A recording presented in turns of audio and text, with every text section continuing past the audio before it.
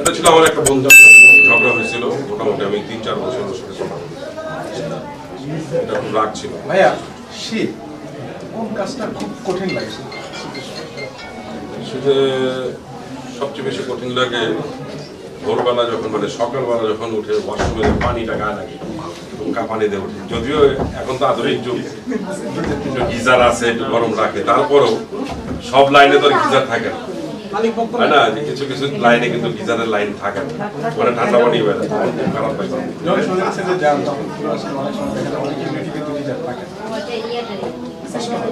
কষ্ট হবে না, সবারই কষ্ট হয়, আমার একা না, সবারই কষ্ট হয়। শীতের দিনে পানি এবং বাঘ কোনটাকে বলবো? পানি, বাঘকে তো অবশ্যই বলবো, পানি তো ঠেকানো যায়, ঠান্ডা পানিটা একটু কোনো মতে রাখা যায় না। বাঘের পাল্লায় কোনো খবর আছে, একদম শেষ। কে বেশি সবচেয়ে দুষ্টামি করে, জাকির নাকি কাবিলা? দুইটাই বেশি দুষ্টামি করে। যদি একটু বড় করে বলতেন। আর ওরা সারাক্ষণ জ্বালাইতে থাকে, সারাক্ষণ সবাই, মানে কিছুক্ষণ পর পরে খালি টিগার মারে। আপনার দাদু কেমন? দাদু আর দাদু খুব ঠান্ডা স্বভাবের মানুষ, মাঝে মাঝে আমি যেরকম সবাই ডাকি মামা, মামা ডাকি তো আমি, মামা তুমি একটু চুপ থাকো, অসুস্থ হয়ে যাবা, কথা বলতে বলতে। ভাইয়া আপনি সন্তানের বাবা, ওকে কি বানানোর টার্গেট ভবিষ্যতে? আপনি তো অভিনেতা, ও মানুষের মতো মানুষ হবে, এইটাই আমার টার্গেট। ও কি অভিনয় করবে, না খেলাধুলা করবে, না রাজনীতি করবে, না ব্যবসায়ী হবে, না ডাক্তার ইঞ্জিনিয়ার হবে, ওটা উপর আল্লাহ সেট করে দেবে। আমার একটাই চাওয়া আল্লাহর কাছে, আমার ছেলে যেন মানুষের মতো মানুষ হয় এবং ঠান্ডা স্বভাব, আমার মতো যেন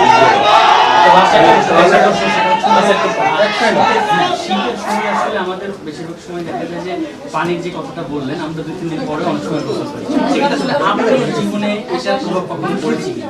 না, আমি প্রতিদিন শীত হোক গরম হোক প্রতিদিন আমি 3 বার করে গোসল করি।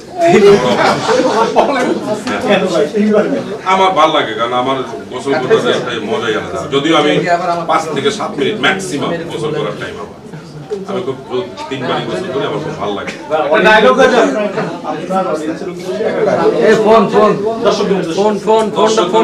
আমি তো বলেই ফেলছি, আমার যারা ভক্ত আছে, যারা আমার দর্শক আছে, সবাই আমার জন্য দোয়া করবেন, আমি যেন ঠান্ডা থাকি, আমার মেজাজ যেন খুব ঠান্ডা হয়ে যায়, মাথা যেন ঠান্ডা থাকে, আর আমি যেন ভালো ভালো কাজ করতে পারি, আপনাদেরকে ভালো কাজ উপহার দিতে পারি। আবু ভাইয়ের একটা ডায়লগ দিয়ে শেষ আই লাভ ইউ বলতেই কারে বল? দর্শকদের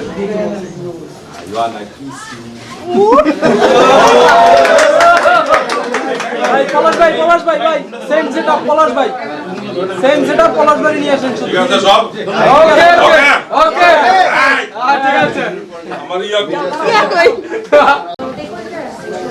বুঝতে পারলে তো কোনো মাথা চক্কর করে দিয়েছে। চক্কর খাইতো না 50,000 টাকা, অনেক টাকা, এই যুগে অনেক টাকা।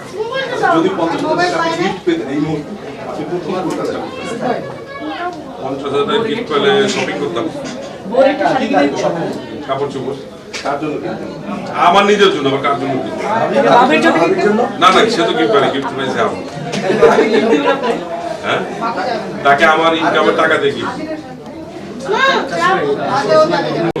কাবিলা আপনার স্ক্রিনে যা দেখেন, যেরকম কাবিলা বাস্তবে একদমই ঠান্ডা স্বভাবের মানুষ, যেটা কিছুক্ষণ আগেও আমি গাড়িতে আসার সময় ড্রাইভার বলছি আপনি একটু চলে যান না কেন, আপনি যাক যেভাবে পারে যান। তখনই বোঝা গেছে যে আসলে এই কাবিলা অনেক ঠান্ডা, কাবিলা বাস্তবে অনেক অনেক অনেক বেশি ঠান্ডা, চুপচাপ। রাগের প্রসঙ্গ যেহেতু আসলো, সব থেকে দীর্ঘ হ্যাঁ, এখন একটু মিস করি, কারণ বাণিজ্য মেলা এখন অনেক দূরে, এত দূরে যাওয়াটা আমার জন্য খুব টাফ। কাছে ছিল যখন বাসার কাছে, এখন তো বউ বাচ্চা আছে, ইচ্ছা তো থাকেই, থাকবেই। যদি আমার বউ বলছে আমরা শেষের দিকে যাবো, আমি ঠিক আছে ইনশাআল্লাহ যাবো, একদিন ওর একটু ঘুরে আসতে হবে, বউকে আপনি খুশি করার জন্য। পিছনে আসো ভাই, ফোনটা একটু পিছনে আসো। বিড়ম্বনা থাকবে, কিন্তু বিড়ম্বনাকে বিড়ম্বনা মনে করলে হবে না, নিশ্চয় করতে হবে। কারণ আমি মনে করি এই খ্যাতিটা আল্লাহ একটা রহমত আমার কাছে, এই রহমতটাকে আমাকে ধরে রাখতে হবে। আমি যতদিন ধরে রাখতে পারবো ততদিন আমার কাছে এরকম আসবে। আমি ধরে রাখতে পারবো না, হয়তো এখন আমার কাঁধে ধরে ছবি দিচ্ছে, তখন আমার বাপ মা ধরে গালি দিচ্ছে, এই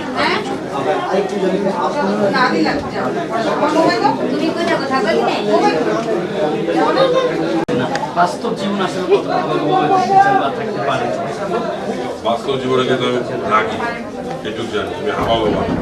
বাস্তব জীবনে আমি খুব রাগি, এজন্য আমি সবাইকে বলি, আমার দর্শক যারা আছে, আমার ভক্ত যারা আছে, সবাইকে বলি যে আমার জন্য একটু দোয়া করেন, আমার জন্য মাথা ঠান্ডা থাকে, আমার জন্য রাগটা কমে যায়। কারণ রাগ আসলে আল্লাহ তাআলা পছন্দ করে, কিন্তু কেন জানি আমার সাথে সবসময় শয়তানি করে। আমার সব এটাই চাওয়া দর্শকদের কাছে যে সবাই আমার জন্য দোয়া করবেন, আমার জন্য রাগটা কমে যায়, মাথা যেন সবসময় ঠান্ডা থাকে। ছোট ভাই হিসাবে কাবিলা কেন? পরে মেজাজ খারাপ থাকে, আর যখন দেখা গেলো বললে টান দিয়েছে পিছন দিকে ধরে তখন খুব মেজাজ খারাপ থাকে। তাহলে কিছু সময় দিচ্ছে মাঠের মধ্যে আমি অনেকবার লাল কার্ডও খাইছি এলাকায় যখন ফুটবল খেলা দেখি। আপনি তো ভাইরাল হয়েছেন, অর্থাৎ বাংলায় খ্যাত। বাংলা ভাষায় খেলা বলতে খেলছি আমি। কেমন ভালো লাগতো। বাণিজ্য মেলা চলছে, আপনি তো প্রতিদিনই বাণিজ্য মেলাতে যাওয়া হয়, সেই দিনটা মিস করেন কিনা? আপনাকে অনেক খুঁজছি, আপনার ফোন নম্বরও পাওয়া যায় না, আপনাকে কোথায় আড্ডা দেন সেটাও জানি। আমি বনানীতেই থাকি, বনানীতেই পুজো করি, কিন্তু তোমার সেলুন ওপেনিংয়ে যাবো কিনা আমি জানি না, কারণ আপনাকে আসতেই হবে। এরপর প্রতিদিনই সে আমার সাথে যোগাযোগ করতেছে, কি অবস্থা, কোথায় আছেন, আপনার সাথে দেখা করতে করতে ডেট ফালাই। তো আমরা আন্তরিকভাবে দুঃখিত যে আমাদের প্রথম ওপেনিংয়ের ডেট ছিল 25 তারিখ, এরপর ওটাকে চেঞ্জ করে করা হলো 30 তারিখ, এরপরে 8 তারিখ আজকে চলে আসলো সেই শুভক্ষণটা। আমরা আজকে আসলাম, ওপেনিং হইল, এখানে গুণী গুণী মানুষজন ছিল, তার মধ্যে আমি একজন ছোট মানুষ ছিলাম, গায়ে বড়, কাজকর্ম অনেক ছোট। কেক কাটতে বলো, কেক কাটলাম, ভালোই লাগলো। সেলুনটা অনেক বড় আছে, বেশ কয়েকটা চেম্বার আছে, আমার গেমিং জোন আছে, গেম খেলতেছে। আমাকেও বলছিল কাবিলা গেম খেলতেছে, ওয়ান অ্যান্ড অনলি কাবিলা, আমার খুব পছন্দের আর্টিস্ট, ও গেম খেলতেছে, কিন্তু আমি গেম খেলতে পারি না, আমার ভালো লাগে না, যার কারণে আমি এখানে চলে আসছি আপনাদের সাথে কিছু কথা বলার জন্য। এক স্যার লাকি